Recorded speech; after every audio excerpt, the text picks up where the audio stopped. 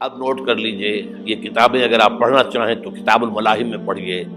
بدترین عذاب عربوں پر آیا کھڑا ہے، سروں پر تنا ہوا ہے، بدترین۔ ایسی جنگ ہونی ہے الملحمۃ العظمیٰ، جس کو کہ میں بھی آپ کے گواہی پیش کر دوں گا، جسے کہا گیا ہے لاسٹ کروسیڈ۔ بش نے بھی کروسیڈ کا لفظ بول دیا تھا، پھر واپس لیا اس نے۔ نکل جاتی ہے جس کے منہ سے سچی بات مستی میں، فقیہ مصلحت بین سے وہ رندے بادہ خار اچھا، کروسیڈ کہہ کر پھر واپس لیا۔ یہ کروسیڈ، اس کے اوپر جس قدر نقصان ہونا ہے عربوں کا، گریٹر اسرائیل بنے گا، یہ عراق، شام، اردن، سعودی عرب کا کچھ شمالی علاقہ، ترکی کا جنوبی علاقہ، مصر کا صحرائے سینا، اور اس کے ساتھ ہی جو بہترین اس کا زرخیز ترین علاقہ ڈیلٹا آف نائل، یہ سب یہودیوں کے قبضے میں جائیں گے۔ اس کو حدیث میں کہا گیا الملحمۃ العظمیٰ۔ عیسائی 80 علم لے کر اے مسلمانوں تم پر حملہ آور ہوں گے، اور ہر علم کے نیچے 12,000 فوج ہوگی، 9.5 لاکھ فوج۔ یہ نیٹو کی تیاری کس کے لیے ہو رہی ہے؟ جب یو ایس ایس آر کا خاتمہ ہوا تو پوچھا گیا تھا نیٹو چیف سے، اب کس لیے؟ تمہارا وہ دشمن تو ختم ہو گیا، اب ہمیں اسلامک فنڈامنٹلزم سے نمٹنا ہے۔ وہ جانتے ہیں خطرہ یہی ہے، اب اسلام ابھر سکتا ہے، مسلمانوں کے سینوں کے اندر وہ آگ ہے، اوپر خاکستر آ گیا ہے، تمہیں اٹھانا بیٹھنا، یہ اندر تو انگارہ ہے، اوپر سے راکھ ہے، اس سے دھوکہ نہ کھا جانا ان کے دلوں کے اندر۔ اور بش نے کہا تھا مسلمان چاہتے ہیں کہ ہسپانیہ سے لے کر انڈونیشیا تک نظام خلافت قائم کریں، اور میں حیران ہوا تھا کہ اس کمبخت کو ہسپانیہ کا خیال کیسے آ گیا؟ ہمیں تو کبھی آتا ہی نہیں، اب ہم تو بھول گئے، وہ تو 500 برس پرانی بات ہے جبکہ وہاں سے ہمیں نکال دیا گیا تھا۔ اگرچہ اقبال نے کہا تھا ہے ارض فلسطین پہ یہودی کا اگر حق، ہسپانیہ پر حق نہیں کیوں اہل عرب کا؟ ہسپانیہ میں تو 800 سال حکومت کی مسلمانوں نے، اور ابھی 500 برس سے گزرے ہیں نا۔ یہودی تو ارض مقدس سے 2000 سال نکالے گئے، انہیں لا کے آباد کیا گیا، عربوں کے سینے میں خنجر پھونک دیا گیا۔ وہ چھوٹا سا ملک جو چاہتا کرتا، کوئی پوچھنے والا نہیں۔ امریکہ جیسے اپنے بیٹے کی حفاظت کرے ویسے کرتا اس کی۔ اور حضور نے فرمایا ہے وہ جنگ جب ہوگی تو ایک باپ کے اگر 100 بیٹے ہوں گے تو 99 ختم ہو جائیں گے، ایک بچے گا۔ یہ حدیث ہے، حدیث ہے صحیح۔ اور آپ نے فرمایا ویل للعرب من شر قد اقترب، عربوں کے لیے ہلاکت ہے، عربوں کے لیے بربادی ہے اس شر سے جو قریب آ چکی ہے۔ اور آج جس طرح انہوں نے ان کی تہذیب کو اختیار کر لیا ہے، دبئی جا کر دیکھیے، بدترین مغربی معاشرہ جو ہے وہ دبئی کے اندر ہم نے قائم کر کے دکھا دیا۔ اب سعودی عرب اس راستے پر بڑھ رہا ہے۔ اور اس کے بعد نمبر 2 پر جو ہے ہم پاکستانی ہیں، لیکن میں اس کے وہ پہلی بات جو کہہ رہا ہوں وہ تو یقینی ہے، اس میں تو احادیث صحیحہ موجود ہے۔ اگرچہ اس کے بعد پانسا پلٹے گا، پھر حضرت مہدی کا ظہور ہوگا، حضرت عیسیٰ کا نزول ہوگا، اور وہ گریٹر اسرائیل گریٹر گریو یارڈ بنے گا یہودیوں کا، ایک ایک یہودی قتل ہوگا اور دفن ہوگا۔ یہ بات میں ہونا ہے، میں پہلی بات پر فرض کر رہا ہوں۔ وہ پانسا پلٹے گا جب پلٹے گا، ابھی جو سامنے ہے وہ کیا ہے؟ جس ملحمۃ العظمیٰ کہا حضور نے، جسے آرمگیڈون کہتے ہیں عیسائی۔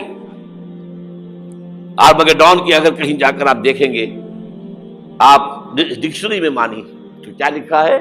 A very big war which will be fought between the forces of evil and good before the end of this world. اس دنیا کے خاتمے سے پہلے خیر اور شر کی قوتوں کے درمیان بہت بڑی جنگ ہوگی۔ ارمجدون اسے کہتے ہیں عربی میں، اور آرمگیڈون اسے کہتے ہیں انگریزی کے اندر۔ اور یہ بائبل کی آخری کتاب کے اندر ہے، جو اس میں کہ مکاشفات یوحنا، ریولیشنز آف سینٹ جان، یہ تو میں کہہ رہا ہوں یقین کے ساتھ، اور زیادہ دور نہیں ہے، آیا چاہتا ہوں۔ اس لیے کہ یہودیوں کا اور عیسائی جو کنزرویٹوز ہیں، نیو کنزرویٹوز، ان کا 5 نکاتی ایجنڈا ہے متفق علیہ، جس کے تحت کہ یہ جنگ صلیبی شروع کی گئی ہے۔ تو سن لیجئے آپ، آرمیگیڈون نمبر 1، گریٹر اسرائیل قائم ہو جانا اس کے نتیجے میں نمبر 2، مسجد اقصی اور قبۃ الصخرہ کو گرانا نمبر 3، وہاں 3rd ٹیمپل، وہ مسجد جو حضرت سلیمان نے بنائی تھی 1000 قبل مسیح میں، پھر برباد کی تھی نبوکدنضر نے، دوبارہ بنائی گئی، پھر دوبارہ ختم ہوئی 70 عیسوی تک گری پڑی ہے۔ ان کا خانہ کعبہ گرا ہوا ہے 70 عیسوی سے لے کر آج تک۔ ایک دیوار ہے ویلنگ وال، جہاں جاتے ہیں، روتے ہیں، پیٹتے ہیں، ماتم کرتے ہیں، وہاں وہ بنے گا 3rd ٹیمپل۔ اور نمبر 4، اس میں لا کر رکھا جائے گا تخت حضرت داؤد کا۔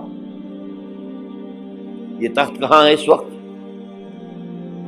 یہ لندن شریف کے اندر، جو ان کی پارلیمنٹ کا جو چرچ ہے، ویسٹ منسٹر ایبے، اس میں رکھا ہوا ہے۔ ایک پتھر تھا جس پر بٹھا کر حضرت داؤد کی تاج پوشی ہوئی، پھر حضرت سلیمان کی ہوئی، پھر وہ پتھر رکھ دیا گیا جب حضرت سلیمان نے بنایا ہیکل مسجد اقصی، وہاں رہا وہ۔ ہر بادشاہ جو تھا یہودی اسی کے اوپر بٹھا کر اس کی تاج پوشی ہوتی تھی۔ سن 70 میں ٹائٹس نے گرایا اسے، ہیکل کو، وہ پتھر لے گیا، وہاں سے روم گیا، روم سے آئرلینڈ گیا، آئرلینڈ سے اسکاٹ لینڈ آیا، اسکاٹ لینڈ سے انگلینڈ آیا، اور اب وہ رکھا ہوا ہے 14ویں صدی عیسوی سے آج تک۔ وہ ویسٹ منسٹر ایبے میں رکھا ہوا، ایک کرسی کی سیٹ میں اسے بنا دیا گیا ہے تخت کی شکل میں۔ اب انگریزوں میں کوئی ملکہ ہو، کوئی بادشاہ ہو جس کی بھی تاج پوشی ہونی، اس میں ہو، یہ لا کر رکھا جائے گا 3rd ٹیمپل میں۔ اور اس پر یہودیوں کے خیال کے مطابق ان کا مسیحا آئے گا، جو مسیح دجال ہوگا۔ عیسائیوں کے خیال کے مطابق حضرت عیسیٰ آئیں گے، وہ ہمارا بھی خیال ہے حضرت عیسیٰ آئیں گے علیہ السلام۔ بہرحال یہ تو بات کی باتیں ہیں نا، اس وقت جو میں عرض کر رہا ہوں، عربوں پر بہت بڑا عذاب، اور پاکستان کا معاملہ البتہ یہ ہے، میں یقین سے نہیں کہہ سکتا، ہینگنگ ان دی بیلنس، ہو سکتا ہے اللہ تعالی ہم پر رحم فرمائے، ہو سکتا ہے، اگرچہ اس کی کچھ شرائط ہوں گی۔ چمن کے مالک اگر بنا لے موافق اپنا شعار، اب بھی چمن میں آ سکتی ہے پلٹ کر چمن سے روٹھی بہار، اب بھی ہو سکتی ہے۔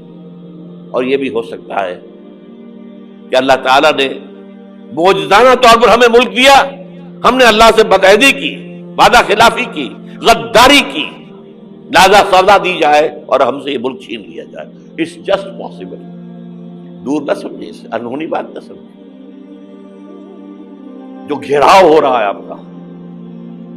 آپ کے مغرب میں نیٹو فورسز اور مشرق میں بھارتی فورسز گدھوں کی طرح بیٹھے ہوئے انتظار کر رہے ہیں، پاکستان اور ڈسٹیبلائز ہو جائے، یہاں اور بدامنی ہو جائے۔ اب لاہور میں پھر آج دھماکے ہو گئے ہیں، 2 دن پہلے کا دھماکہ میں سہ کے آیا ہوا ہوں، آپ کے سامنے بیٹھا ہوں، وہ جانے بچی ہیں۔ جو ہماری اکیڈمی کا حشر ہوا وہ تو میں آپ کو نہیں بتا سکتا۔ یہ سارا کیوں ہو رہا ہے؟ تاکہ یہاں بدامنی ہو جائے اور ہمیں جواز مل جائے، مغرب سے نیٹو فورسز داخل ہو جائیں، مشرق سے بھارتی فورسز آ جائیں، اور ہمارے ایٹمی دانت توڑ کر اور پھر ہمیں بھارت کے سامنے ڈال دیا جائے۔ نو ڈو ایز یو لائک۔ یہ ان کا نقشہ ہے، ہوگا کیا وہ اللہ جانتا ہے، ہوگا وہ جو اللہ چاہے، لیکن اللہ کا چاہنا جو ہے وہ کس پر منحصر ہے؟ یہاں انقلاب برپا کرو، یہاں اسلام لاؤ، اگر دھندوں میں لگے رہو گے تو وہ خود بخود نہیں آ جائے گا انقلاب۔ صحابہ نے جانیں دی تھی، کتنی تکلیفیں اٹھائی تھی، 12 برس تک مکی دور کے اندر با نشہ درویشی در ساز و دمادم زن، جو پختہ شبی خدرا بر سلطنت جم سن۔ یوم طائف یاد ہے جو حضرت عائشہ فرماتی ہے کہ میں نے پوچھا تھا حضور سے کہ یوم احد سے زیادہ سختی بھی آپ پر کبھی آئی؟ یوم احد پر کیا ہوا تھا؟ تلوار کا وار پڑا تھا آپ کے چہرہ مبارک، یہ جو رخسار کی ہڈی ہے اس کے اندر وار گیا ہے، اوپر خود کی 2 کڑیاں تھیں وہ اس میں گھس گئیں، 2 دندان مبارک شہید ہوئے۔ وہ خود کی کڑیاں ایک صحابی نے اپنے دانتوں سے پکڑ کر کھینچنے کی کوشش کی، دانت نکل گئے، وہ نہیں نکلی، کیا جتن کر کے نکالی گئی ہوگی تو خون کا فوارہ، اتنا خون گیا ہے کہ آپ بے ہوش ہو گئے، گر گئے، اور مشہور یہ ہو گیا کہ آپ کا انتقال ہو گیا، شہادت ہو گئی۔ یہ سیرت کبھی پڑھی ہے؟ حضرت عائشہ کے ہوش کا تو یہی دور تھا نا، یوم طائف میں جو آپ کی کیا تھی، بچی تھی، انہیں کیا پتا کیا ہو رہا ہے حضور کے ساتھ۔ 3 دن تک حضور مکے کی گلیاں اور وہاں کے اوباش لوگ پتھراؤ کر رہے گئے تھے اس امید میں کہ شاید وہاں کا کوئی سردار ایمان لے آئے، تو یہاں تو ابو طالب بھی فوت ہو گئے، یہی دنیاوی سہارا تھا، خاندانی سہارا تھا ابو طالب کے ذریعے، اور گھر میں ایک دلجوئی کرنے والی رفیقہ حیات تھی، وہ بھی، ان کا بھی انتقال ہو گیا۔ آپ نے کہا یہ عام الحزن ہے، اب تو سب کو طے ہو گیا قریش کو کہ اب جیسے قتل کر دو ان کو، اسی لیے آپ گئے طائف، شاید وہاں کا کوئی بڑا سردار مانے، ایمان لے آئے مجھ پر، تو میں اپنا مرکز ادھر شفٹ کر دوں۔ تینوں سے ملے ہیں، تینوں نے وہ جواب دیے، نکل جاؤ یہاں سے، میں تمہارے ساتھ بات بھی کرنے کو تیار نہیں۔ اچھا، تمہارے سوا کوئی نہیں ملا تھا اللہ کو نبی بنا کر بھیجنے کے لیے؟ دیکھو جاؤ، میں بات نہیں کرنا چاہتا، ہو سکتا ہے میں بے عزتی کر بیٹھوں، واقعی تم اللہ کے نبی ہو تو میں مارا جاؤں گا، جاؤ جاؤ جاؤ۔ یہ سلوک محبت کے ساتھ ہوا ہے۔ اور پھر چھوکروں کو، اسٹریٹ ارچنز جنہیں آپ کہتے ہیں، اشارہ کیا تھا، خبر لو ان کی، پتھراؤ ہو رہا ہے، ساتھ کوئی ہے ہی نہیں، ایک آدمی صرف، زید ابن حارثہ۔ اب سامنے سے پتھر آ رہے ہیں تو حضرت زید آگے آ جاتے ہیں، ڈھال بنتے ہیں، مجھے لگے پتھر حضور کو رہے، اب پیچھے سے آ رہے ہیں، چاروں طرف سے تو ڈھال نہیں بن سکتا ایک شخص، جسم لہو لہام، خون جا کر جوتیوں میں جم گیا ہے، جوتی اتر نہیں دی۔ پھر وہاں سے واپسی پر جو دعا مانگی ہے، اللہم الیک اشکو ضعف قوتی وقلت حیلتی وہوانی علی الناس، اے اللہ تیری جناب میں فریاد لے کر آیا ہوں اپنی قوت کی کمی کا، اپنے وسائل کی کمی کا، اور جو ذلت و خواری ہو رہی ہے لوگوں کے سامنے، الا ملتقنی، مجھے کس کے حوالے کر دیا ہے، الا بعیدی یتجہمنی، یہ میرے اوپر ہجوم کر کے آ جائے، حملہ کرے، اور عدو من لگتا امرے، یہ دشمن کے حوالے میرا معاملہ کیا، جو چاہے کر دے وہ۔ لیکن پھر عبدیت غالب آتی ہے، ان لم یکن علی غضبک فلا ابالی، اللہ اگر تو ناراض نہیں ہے تو مجھے کوئی پرواہ نہیں، سر تقسیم خم ہے جو مزاج یاد میں آئے، مجھے اندیشہ یہ ہے کہ تو ناراض تو نہیں ہوگی۔ یہ تکلیفیں جھیلی ہے، سینکڑوں صحابہ نے جانوں کا نذرانہ پیش کیا ہے، احزاب کی جنگ میں فاقوں پر فاقے ہو رہے تھے، اور ان فاقوں کی حالت میں خندق کھودنے کا حکم ملا ہے، لوگوں کی کمریں دوہری ہو رہی ہیں، پتھر باندھے ہیں اپنے پیٹوں سے، اپنی چادروں کے ساتھ کس کر کمر دوہری نہ ہو جائے، اور جب صحابہ کدالیں چلا رہے ہیں تو کیا کہہ رہے ہیں، نحن الذین بایعوا محمدا علی الجہاد ما بقینا ابدا، اللہم لا عیش الا عیش الاخرہ۔ صحابہ کہتے تھے ہم وہ لوگ ہیں جنہوں نے محمد سے بیعت کی ہے کہ جہاد کرتے رہیں گے جب تک جان میں جان نکل جائے تو بات، اور جان ہے، چاہے ابھی بھوک سے کمر دوڑی ہوئی جا رہی، جان تو ہے۔